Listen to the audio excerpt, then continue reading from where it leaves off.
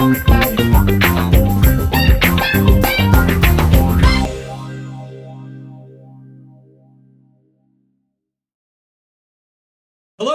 and welcome to the Unriveted podcast, where we dial in on technology intersections of digital form transformation, artificial intelligence, and people. In this podcast, we'll talk about topics from the past, the present, the future, and how they apply to the modernization of processes. This episode is brought to you by Wingnut Ventures. We fund you at every turn of the screw. Or said another way, when you mess up, we will be there to turn you around. John, hey, what are we going to talk about today? All right, Martin. Well, today we are going to talk about one of the hottest topics in AI and ML today, ChatGPT. Now, I'm sure we all have heard, or most of us have probably heard of ChatGPT, but I'll give you a quick synopsis of what ChatGPT is. Now, mind you, I did write this down because it'd be a lot to memorize, so I will preface it that way. So, quickly stated and simply put, ChatGPT is a generative pre-trained transformer model. That's what the GPT's part stands for in ChatGPT. So a transformer model is a type of artificial neural network that's ideally suited for working with the nuances of language because of its ability to process training data, which in this case would be words or sentences in a given language.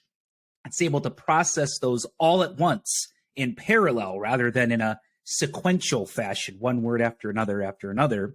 And it uses a function called attention. Now, we're not going to talk about what attention means because I probably botch it up anyway, but this is the key component of this type of artificial neural network that allows it to do some of the amazing things that people have seen ChatGPT do. Now, the second part of that is the generative part. So the G in GPT, and I know we're going to talk about generative AI in some of our future sessions, but the generative part means it was designed to create new output. So it's a type of model that's trained to actually generate some sort of output. In this case, it's trying to generate text. The P, pre-trained, means that we don't have to go in there and actually train the model ourselves. It was already trained by the OpenAI team. So it's ready to go. People all over the world are already using it and asking ChatGPT to, write their term papers for them in college, which we are not encouraging, by the way. And then the transformer part, the T in GPT that I already spoke about, is a reference to the model. So ChatGPT was trained in using this type of artificial neural network to try to mimic the way that humans actually speak. It was further refined using a reinforcement learning approach that actually took humans to provide the model with feedback and say, yeah, that sounds like what a person would say, or, that doesn't sound like something a person would say. Do that several thousand times, and now you have ChatGPT. Hopefully that makes sense. I'm sure it's clear as mud, right? Whoa. John, there's a lot to unpack here. I know we've heard it in the news. It's all the rage, and it seems like there's all kinds of fun things to do. I just got to say, wow, I have so many questions I want to ask ChatGPT. And John, do you mind if I kick this off first? I think I got some ideas here. What do you think? Yeah. I'm interested to see what you have, and I'm interested to see what ChatGPT responds to these questions. So let's do it. So I know we're on video and we're going to be on audio, so I'll have to just talk you through, and I'll pretend I'm sharing my screen, but I have my ChatGPT screen up here, and I'm going to ask some interactive questions. So let me start off with, hey Siri. Hey Chat. It's not audio. So let me go back. Maybe a future iteration. I guess I could have fixed that problem for you, but I didn't. Let me start off in doing something really silly. I'm going to have ChatGPT emulate Linux terminal. So I will type in a command. I'll ask for a reply to come back as a terminal. I only want it to reply with terminal output commands and in code blocks. Don't give me any explanations. I don't need to know about what a terminal is. And I don't want to know anything about the English language in here. I'm going to do so in such a way that I'm going to ask this question. And my first command will be present working directory. And as I type that in, it's turning away and it comes back /home username. So I go, who am I? It comes back and says, username. Go figure. Wow, that's really unique. You can't say it's wrong, though, right? It's not incorrect. Now I'm going to turn it up a notch. I said ls-lrt. Oh my God, total 0. I've got no files. I know how to fix that. Check this out. Echo, double quote, boom. Type this, quick brown fox, close quote, caret output to a new file name .text. Whoa. And ls-lrt. I have one file, John. That's amazing. Wow. Okay, this is silly though, but let's take it up a notch. I'm going to see if I can break something or make something interesting. I'm going to try to just ping Google. Right? Real exciting. It's trying to ping, does its little ICMP message. It's going bing, bing, bing, bing, bing. And it says it did 9 received, 9 transmitted. Kind of weird how they chose 9, but that's okay. So, and total time was about 8 seconds. Looks like 11 millisecond average time. Well, ping is working. Let's do something a little more interesting. Let's take it up a notch. I'm going to trace route Microsoft.com. How appropriate, John. So here we go. And trace route, it's going to jump to an IP address, 13.107.42.13. This is riveting talk now. It's going to go up to 30 hops. Turning away. I'm going to spare you the details in the middle, John, but I'm out to 16 hops. Now it's starting to star out on me. I think it's going to time out and not find it. I'm going to try something different, John. Riveting. I'm going to, surprising or not, trace route to Google. Whoa. I think it actually found it. And it's going to trace route all the way 11 hops later. So this begs the question. Let's trace route to unriveted.com. Like where you're going. That's right. That's where we came from. Wow. This is still kind of boring. Gotta tell you. All right. So let's pick it up a notch. Let's do a net stat. I'm gonna go to the command and -nr. I just want to see what's on this thing. Oh, it's replying somewhat appropriate. It's giving me the 0.0.0, then 10. The private net. It's giving me all my local interfaces. Basically, not too much information, but it's mimicking pretty well. Okay, let's ask what shell we're on. So I go which space sh /bin/sh. Oh, cool. So I'm going to try and change the shell. So it's /bin/csh because I'm going to C shell. I like that.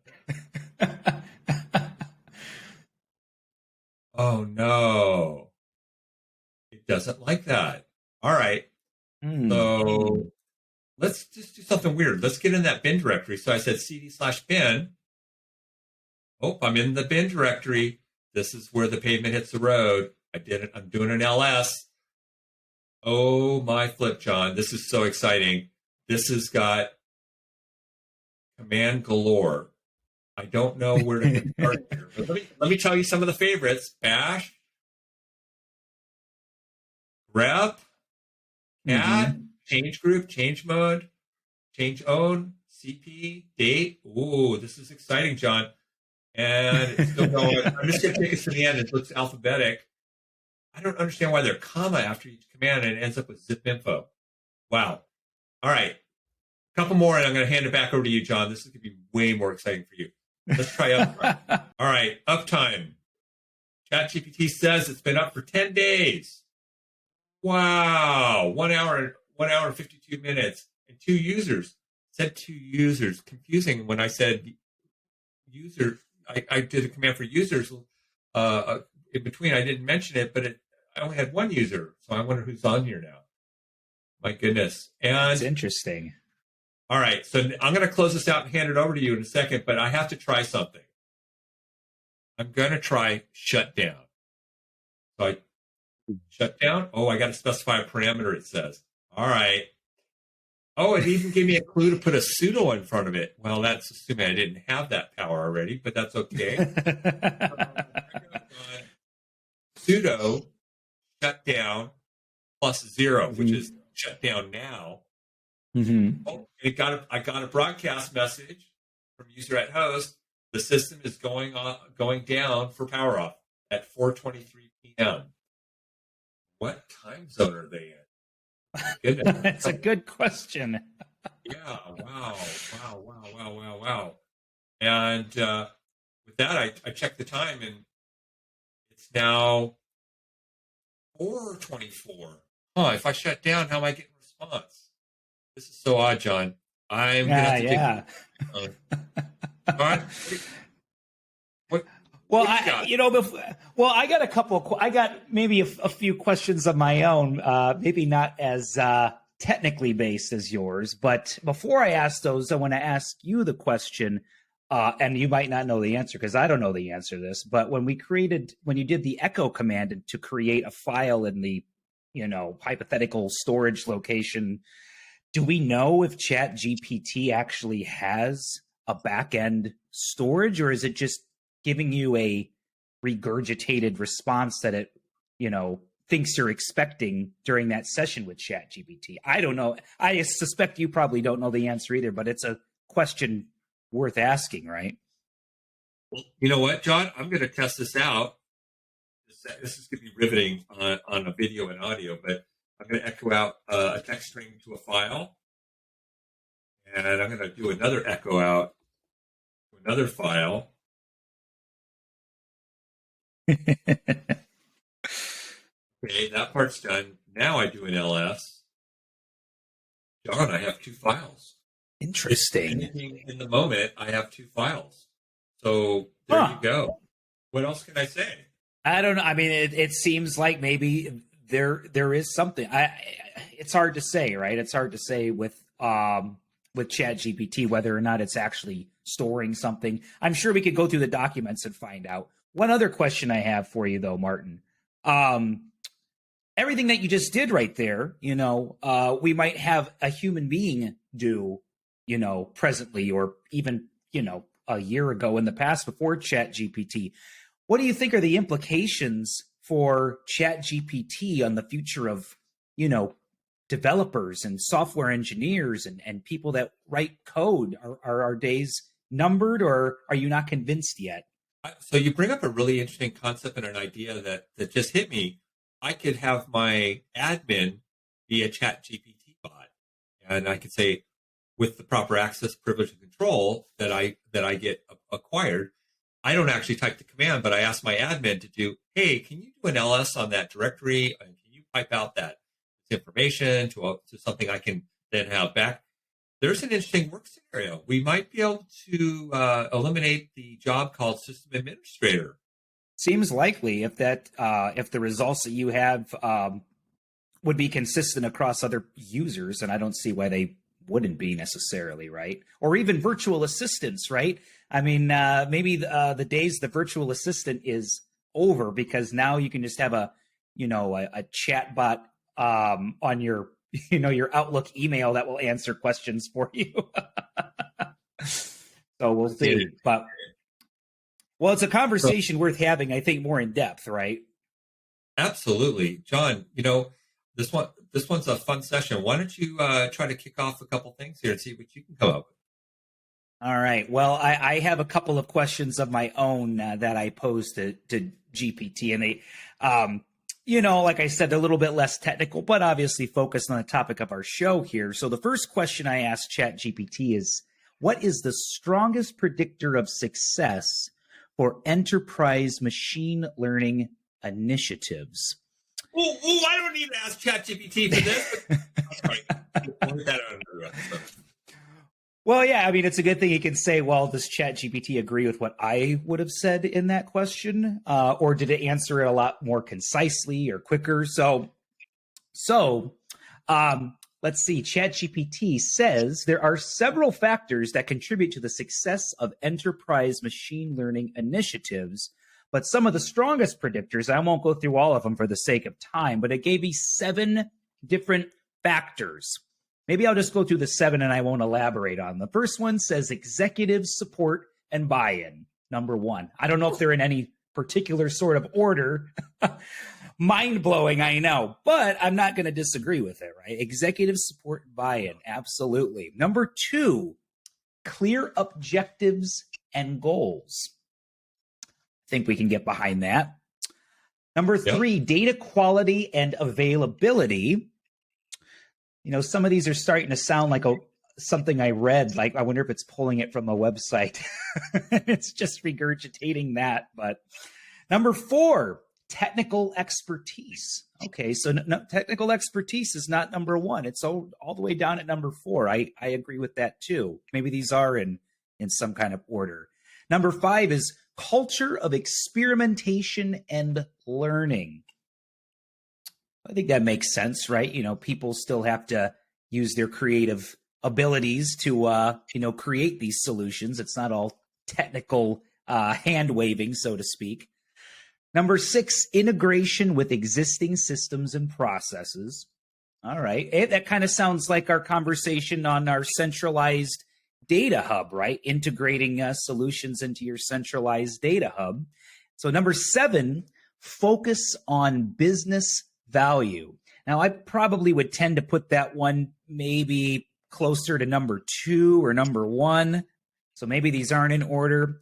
But ChatGPT finishes by saying, in summary, the strongest predictor of success for enterprise machine learning initiatives is a combination of strong executive support, clear objectives, high quality data, technical expertise, a culture of experimentation and learning, effective integration, and a focus on business value. So it basically just took the 7 points and put them into a paragraph separated by commas. So that paragraph wasn't as exciting as the rest of it. So, all right. Question numero 2. Do you think ChatGPT will end up creating more jobs or eliminating more jobs? John. Yes, yeah. There's an answer from the classroom. You're not going to ask ChatGPT. Go ahead. Well, let's see if your opinion matches what ChatGPT says. So, the first thing, as an AI language model, this is ChatGPT talking. As an AI language model, I cannot predict the future, but I can provide some insight into how AI and automation have impacted the job market historically and currently. And then it goes into, while AI and automation have the potential to create new jobs and improve efficiency, they also have the potential to displace workers and eliminate certain types of jobs. Okay. So does this mean, again, I'm going to lose my job connecting paper clips together? No, that one will be safe for a long time. Yeah, that one requires human ingenuity, Martin. or him, human in the middle. Human in the middle. You can't take out human in the middle from paperclip connector jobs, which are abundant. They are abundant these days.